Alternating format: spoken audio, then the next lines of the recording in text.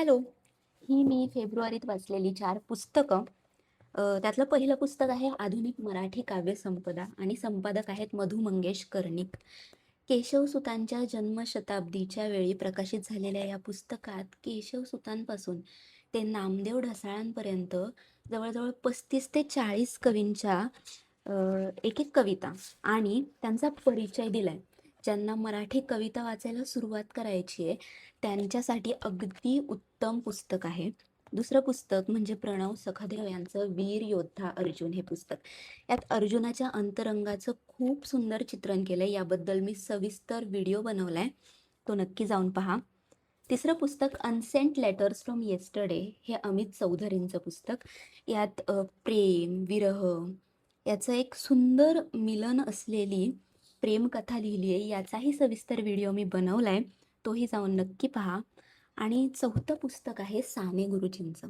साने गुरुजी म्हटलं की आपल्याला श्यामची आईच आठवतं. पण हे भारतीय संस्कृती हे पुस्तक इतकं सुंदर आहे की ते श्यामच्या आई इतकंच वाचलं जावं असं मला वाटतं. भारतीय संस्कृती म्हटलं की आपल्याला असं वाटतं की 4 आश्रम, वर्ण किंवा वेद यांच्याबद्दल काहीतरी टिपिकल माहिती दिली असेल. पण या पुस्तकात साने गुरुजींनी सांगितलंय की आपली भारतीय संस्कृती इतके वर्ष टिकून आहे कारण तिचा आपण काळानुसार अर्थही बदलत जातो. तर आधुनिक काळानुसार तिचा अर्थ कसा घ्यावा, ती आचरणात कशी आणावी, हे खूप सुंदर प्रकारे त्यांनी सांगितलंय. आपली जी सहनशक्ती फारच कमी होत चालली आहे, त्याबद्दलही साने गुरुजी म्हणतात की भारतीय संस्कृतीत वेगवेगळे विचार, चांगले विचार आत्मसात करण्याची परंपरा आहे. तर असं हे खूप सुंदर पुस्तक आहे. ज्यांना भारतीय संस्कृतीबद्दल टिपिकल काही वाचून कंटाळा आलाय, त्यांनी हे पुस्तक वाचायला घ्यायला हरकत नाही.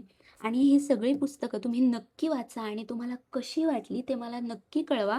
आणि असंच मराठी साहित्याबद्दल जाणून घ्यायचं असेल तर कवडसाला नक्की फॉलो करा.